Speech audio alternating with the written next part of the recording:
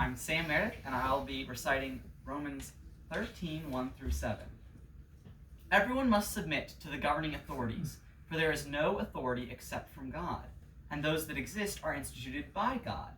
So then, the one who resists the authority is opposing God's command, and those who oppose it will bring judgment on themselves. For rulers are not a terror to good conduct, but to bad. Do you want to be unafraid of the authority? Do good, and you will have its approval. For government is God's servant to you for good. But if you do wrong, be afraid, because it does not carry the sword for no reason. For government is God's servant, an avenger who brings wrath on the one who does wrong. For this reason, you also pay taxes, not only because of wrath, but also because of your conscience. Pay your obligations to everyone, taxes to those you owe taxes, tolls to those you owe tolls, respect to those you owe respect, and honor to those you owe honor.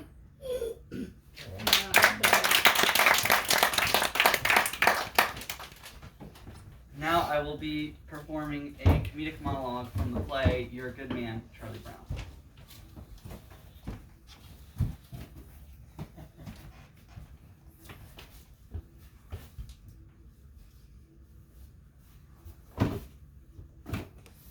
Lunchtime is the worst time of day for me, always having to sit here alone.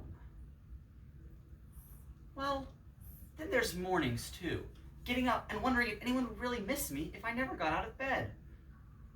And then there's evenings too, going to bed and thinking of all the stupid things I've done during the day. And then there's all those hours in between when I do all those stupid things. Well, lunchtime is among the worst times of day for me. Well, I guess I better see what I got. Peanut butter. Some psychiatrists say that people who eat peanut butter sandwiches are lonely. I guess they're right. And if you're really lonely, it'll stick to the roof of your mouth.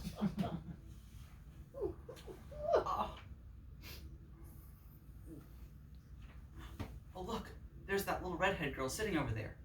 I wonder why she never looks at me. There's an empty spot right next to her. There's no reason why I couldn't just get up and go sit next to her. All I have to do is stand up. I'm standing up. I'm sitting down. I'm a coward. I'm so much of a coward, she wouldn't even look at me. She's looking at me.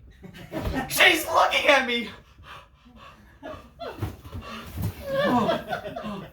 Oh. Lunchtime is the worst time of day for me. If that little redhead girl sees me with this stupid box over my head, she'll think I'm the biggest fool alive. On the other hand, if I never take it off, I'll never know if she was really looking. On the other hand, it's getting awfully hard to breathe in here. She's not looking at me. I wonder why she never looks at me.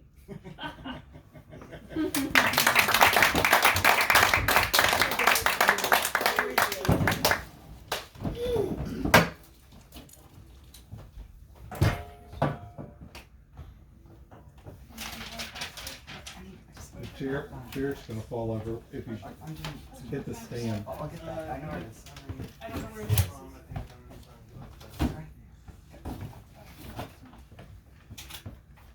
And now I will tell you a little bit about Samuel Clemens, who is more famously known under the pseudonym Mark Twain. Samuel Clemens was born in 1835 as the sixth son of 7 children. In 1868, after pursuing Olivia Langdon for a couple of years and having been rejected by her once before, he was finally able to wed her. He was a lover of science and technology, and while he lived in Connecticut, he lived next to Nikola Tesla, who invented the Tesla coil. He invested in, after accounting for inflation, nearly $9 million in today's currency technology and new ideas and developments. When writing his books, his two most famous books, The Adventures of Tom Sawyer and Huckleberry Finn, he took a lot of inspiration from his childhood. He was a very adventurous child and decided to put that into writing. When writing his third most famous book, The Connecticut Yankee in King Arthur's Court, the character Hank, who is the main character, was taken as inspiration from one of his friends. In April 20th, 1910, the day before he died, he met Thomas Edison and had his picture taken. That's neat.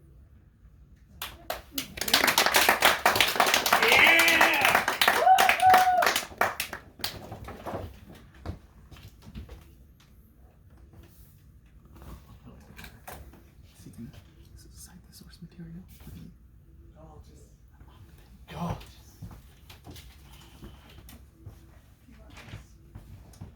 Mom, the chair's falling, but the chair's not falling. Sorry. It's okay. Called that one 5 minutes ago. Can't see you. Yeah, you got it. Yeah, you gotta tell me Gotta this. stand Maybe between like the move light. poster No, a right there's little bit. good. Now you can't see the poster. You can stand where you're supposed to stand. Stand next to the phone. Yeah, right there. That's Here's good. Can I see Yep, that's good. You just moved. That's good. that? Go ahead, Sam.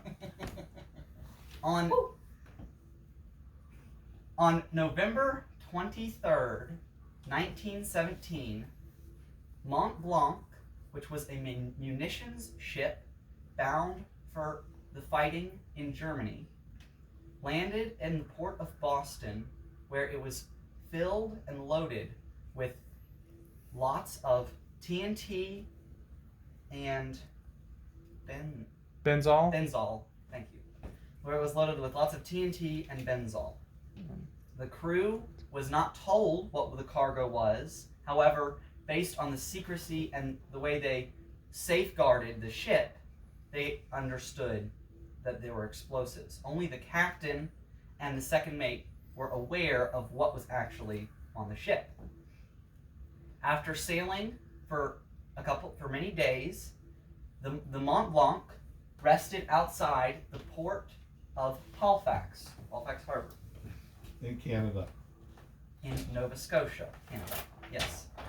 It was going to Nova Scotia to accept a guard so that no German submarines could sink it because it was such a valuable ship.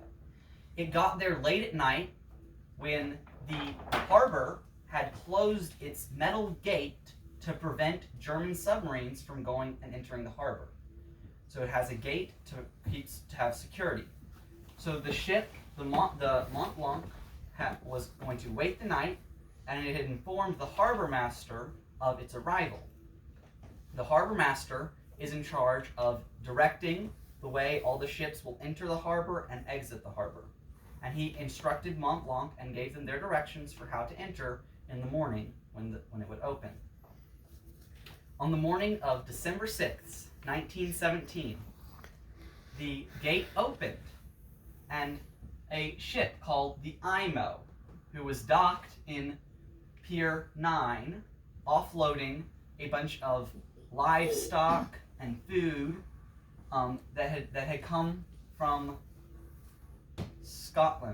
Norway, that had come from Norway, had just offloaded all of their cargo, and their ship, which had previously been weighed down, was now very light. This is important to note because when your ship is lighter, it is much harder for you to turn because your rudder is less in the water, because your ship is higher up.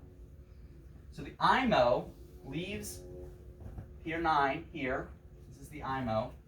And the Mont Blanc is instructed, this is the entrance, Mont Blanc was instructed to enter directly this way. Another ship that had been waiting outside that night was called the Clara.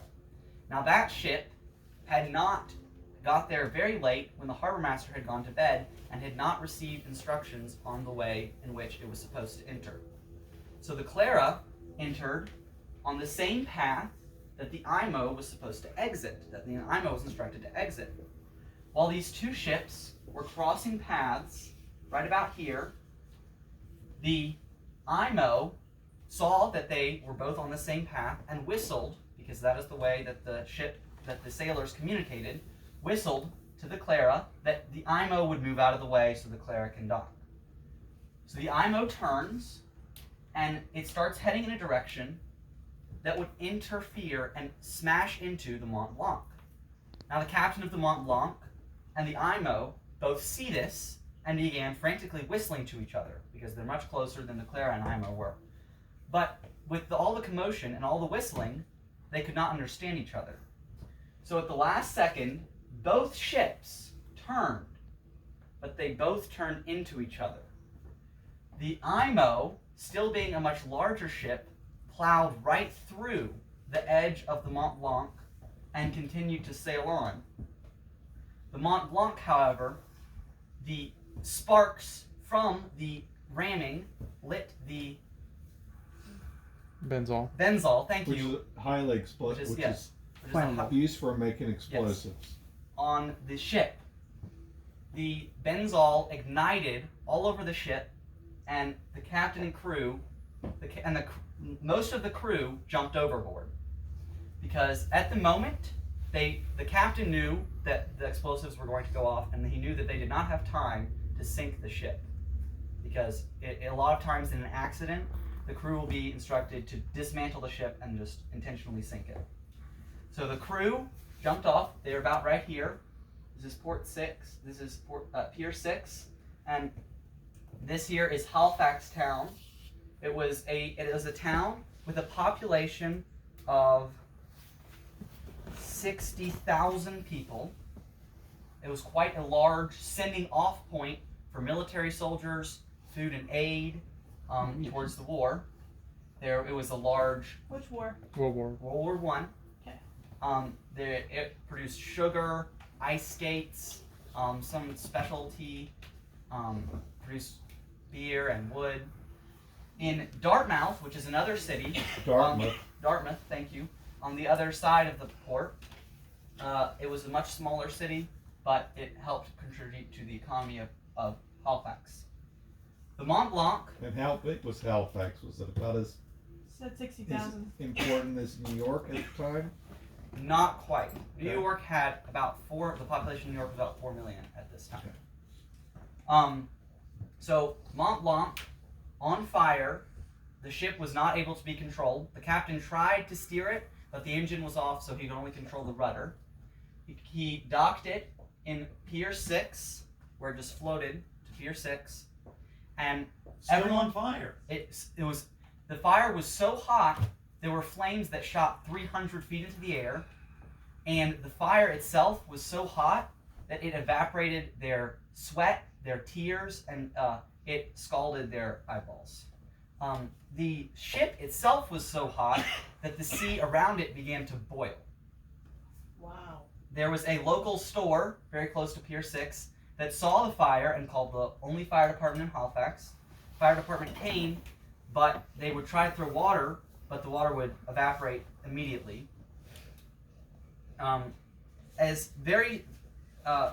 only people currently now who knew what the cargo of the Mont Blanc was were the crew, the captain, the harbor master, and the railway station. Now the railway station knew because that's the same place where the harbor master would have his office.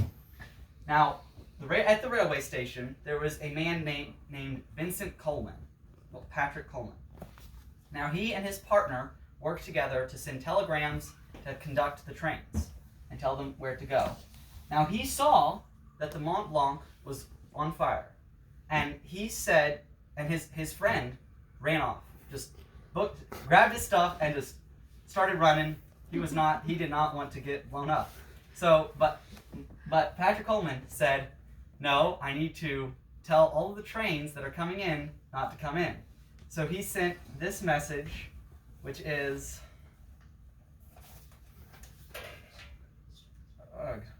munitions ship on fire in harbor, making for Pier 6.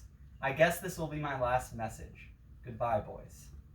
That was the message he sent, where shortly after, on board the Mont Blanc, it was almost like fireworks started to go off. And when the IMO and Mont Blanc collided, the impact of the collision had not detonated the explosives in Mont Blanc's hold, but the repeated shocks that occurred as metal drums exploded on the deck crushed prussic acid crystals and seriously jarred the TNT packed in the ship's holds. High explosives such as pyric acid, thank you, and TNT detonate under this kind of treatment. When the chemical bonds between the molecules of the explosive material are ripped apart, as the bonds break, they release energy, lots and lots of it. In a ferociously hot blast of gases called a shock wave. A shock wave races outward from the center of an explosion in the form of an enormous wave of pressure that is created when air molecules are pushed away from the blast site at supersonic speeds. So that is what happened. The Mont Blanc exploded. Everyone around it, and within, this is the sugar refinery and the railway station. Starting at the railway station in about a circle around Pier 6, that was instantly destroyed.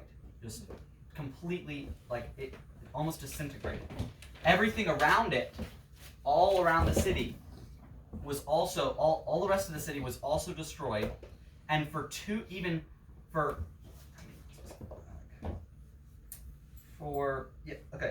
50 miles around the city, every window was broken, was shattered.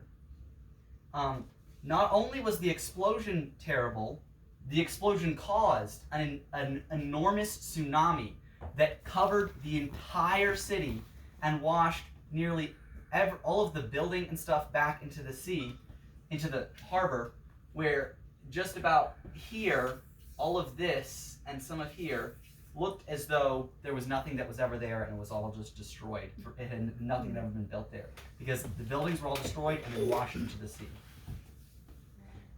Luckily, because of Patrick Coleman's message, not only were there 4 trains that were supposed to arrive at that time at 9 o'clock, there were also everyone else on the railway station. It was almost a domino effect. Everyone knew that the Mont Blanc had exploded, and everyone knew that this would blow up. That this would blow up a large part of this would blow up the whole city. So everyone knew it had happened. Doctors came in, and many doctors, and because of Patrick Coleman's message, more than 5,000 people were saved. Wow. A total of 2,491 people died, many more being seriously injured.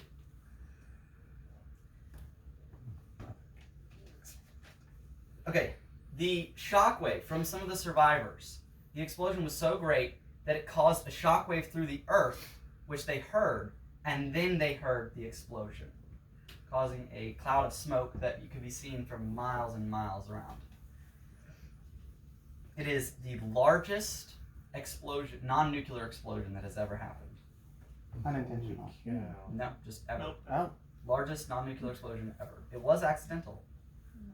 Yes. What about the bomb? That's not that an nuclear. explosion. Now, you might not think, this was 1917, but people had cars, they went to school. It was almost as if if we had just been going about our day and then our city was just blown up. Can't agree with the next step. It doesn't exist anymore.